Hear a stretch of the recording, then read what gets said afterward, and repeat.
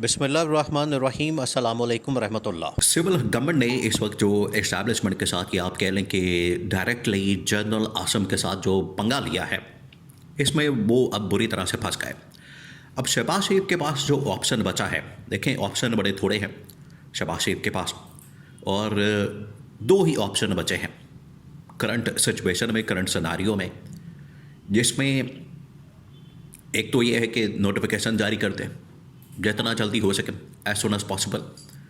और नोटिफिकेशन तो होगा। देखिए, ये आप इस बात को बिल्कुल विदाउट एनी डाउट, बगैर किसी शक के जहन में रखें, नोटिफिकेशन तो होगा।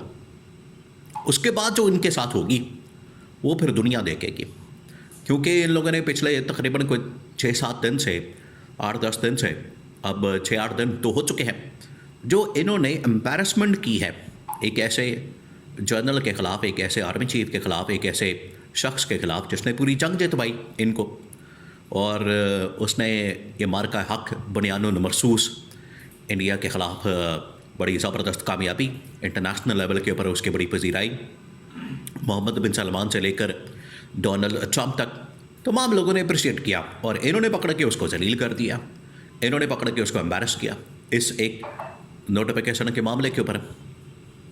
तो नोटिफिकेशन तो होगा, नंबर 1 ये कि नोटिफिकेशन हर हाल में होगा। नंबर 2, फिर इनको जो सामना करना पड़ेगा मसाइल का, या जो इनको फिर एहतसाब का सामना करना पड़ेगा, वो फिर दुनिया देखेगी। तो अब जो शहबाज शरीफ के पास ऑप्शन है वो एक है नोटिफिकेशन, जितना जल्दी हो सके, जल्द अज जल्द, as soon as possible. Number 2, या फिर ये इस्तीफ़ा देते हैं। अब ये ऑप्शन कहाँ से आई है? देखिए, ये सबसे बड़ा सवाल है, ये बड़ी हैरान कर। आजकल इस वक्त पिंडी इस्लामाबाद में जितनी भी डेवलपमेंट हो रही है, रावलपिंडी के अंदर मुलाकात, इस्लामाबाद के अंदर मुलाकात, या फिर रायबन के अंदर मुलाकात, अब सारा का सारा जो इस वक्त फोकस है, मरकज़ है,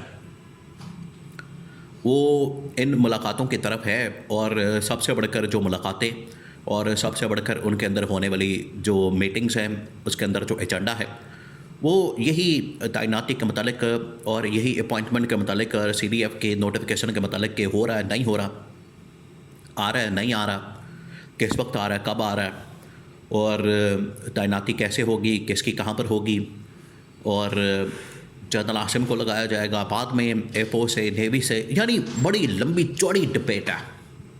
ये जो डिबेट इन लोगों ने खोली है जानबूझ के, इन्होंने जानबूझ के इंतज़ार किया।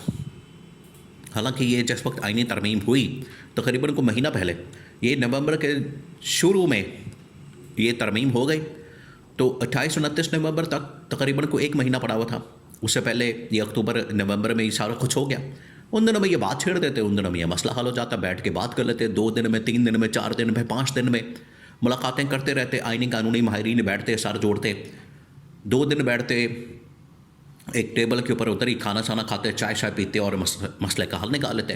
लेकिन जानबूझ के इन लोगों ने लटका के रखा कि अंदर लूप होल मौजूद है, हमने लटका के रखना। दिमाग के अंदर इनके साजिश थी, वो फतूर था। इन्होंने कहा कि ऐन मौके पर हम ये मसला छेड़ेंगे और उधर फिर लेकर बैठ जाएंगे, ये इनकी साजिश थी। अब ये जो 2 ऑप्शन सामने आए, नोटिफिकेशन या फिर इस्तीफ़ा। अब इस्तीफ़ा जो है वो असल में नवाज शरीफ के सामने शहबाज शरीफ ने अपना इस्तीफ़ा रखा। एक तो आप इस बात को समझे कि शहबाज शरीफ की अपनी हैसियत कोई नहीं, शहबाज शरीफ का अपना वोट बैंक कोई नहीं, शहबाज शरीफ की अपनी पॉलिटिकल हैसियत कोई नहीं, शहबाज शरीफ की कोई सियासी हैसियत नहीं, कोई उसके पास अवामी सपोर्ट नहीं, अवामी हिमायत नहीं। नून लीग नवाज शरीफ की है, वोट बैंक नवाज शरीफ का, सारी सपोर्ट नवाज शरीफ की है, और ये जो सिंपल मेजॉरिटी मिली है या जितनी भी सीटें मिली हैं, ये सारी किसको मिली है? नवाज शरीफ। इस वजह से नवाज शरीफ ये सारी गेम खेल रहा है। उसने बता दिया था कि जैसा मैं कहूँगा, जो मैं कहूँगा उसके मुताबिक तुमने काम करना है, चलना है। तो शहबाज शरीफ ने कहा कि ठीक है, जो नवाज शरीफ कहेगा मैं उसके मुताबिक चलूँगा। और इधर ये इस्टेब्लिशमेंट को कहता है कि देखिए, मैं आपके साथ हूँ, मैं आपके साथ हूँ, मुझे जो आपने दिलवाया, जो आपने करवाया, वो सब कुछ मुझे पता है, लेकिन क्या करूँ, मैं फंसा हूँ। इधर नवाज शरीफ के सामने उसने कहा कि देखें भाईजान, बात ये है कि इस्टेब्लिशमेंट ने हमें गवर्नमेंट दिलवाई, हमें NRO दिया, हमारे केसेस माफ़ किए, हमें लंदन से बुलाया, तो हम क्यों पंगे में पड़े हुए हैं? तो नवाज शरीफ ने कहा कि देखो, अगर तुम खड़े नहीं हो सकते, स्टैंड नहीं ले सकते, तो इस्तीफ़ा दे दो। इससे बेहतर है कि इस्तीफ़ा दे दूँ और इस तरह की बातें करने की ज़रूरत नहीं है। अब जो करना है मैंने करना है और नोटिफिकेशन किस वक्त होगा, इस्तीफ़ा अगर लेना पड़ा तो मैं बता दूंगा कि कब तुमने इस्तीफ़ा देना, अगर ज़्यादा प्रेशर आया। तो शहबाज शरीफ ने कहा कि देखिए मैं तो इस तरह का स्टैंड लेने वाला, मैं इस तरह के मौक़िफ़ के ऊपर खड़ा होने वाला तो आदमी नहीं हूँ, मुझे तो जो कहा जाता है मैं कर देता हूँ। तो ये शहबाज शरीफ के बिल्कुल उसकी जो मिजाज है, उसकी तबीयत है, उसका जो किरदार है, उसका जो रोल है, उसके ख़िलाफ़ ये काम कर रहा है, जिसकी वजह से शहबाज शरीफ ने कहा कि ठीक है फिर मेरा इस्तीफ़ा ले लेने से बेहतर है, मुझे आपने पंगे के अंदर फंसा दिया, मुझे आपने इस रौले के अंदर फंसा दिया। अब हुआ ये है, सीन क्या हुआ है? सीन ये है कि पीछे नवाज शरीफ बैठ के ये सारी गेम खेल रहा है। सारा कुछ जो इस वक्त किया जा रहा है, तमाम की तमाम चीज़ें देखें।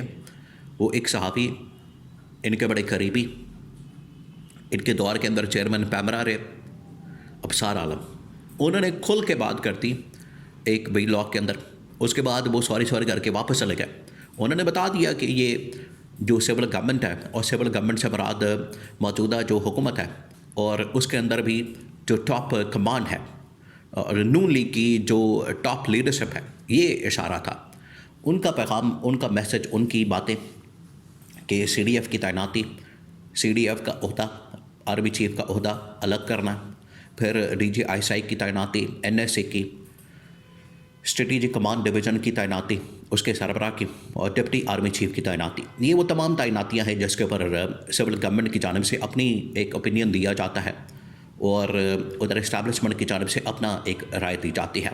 ये क्लैश पड़ा हुआ, इसके ऊपर तो अबसार आलम ने अब खुल के बता दिया, तो ये सिचुएशन पैदा हो चुकी है। तो शहबाज शरीफ के सामने अब ज़्यादा ऑप्शन नहीं है।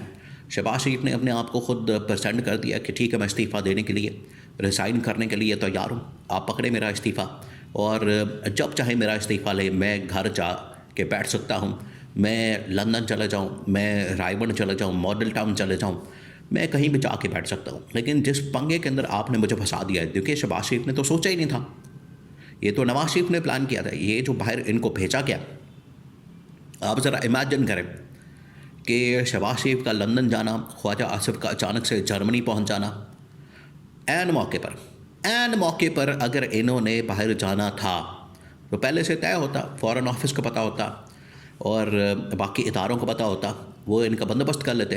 लेकिन ये अचानक से किसी बहाने से निकले यहाँ से और कोई जर्मनी पहुँच गया, कोई लंदन पहुँच गया, कोई किसी जगह पहुँच गया। तो ये जो 2 नंबरी की, ये असल में पीछे नवाज शरीफ ने की। तो नवाज शरीफ ने शहबाज शरीफ को फंसा दिया। शहबाज शरीफ के पास ऑप्शन कोई नहीं बचा। नोटिफिकेशन तो होगा, नोटिफिकेशन होगा और नोटिफिकेशन के बाद जो इनके साथ होगा वो फिर सारी दुनिया देखेगी।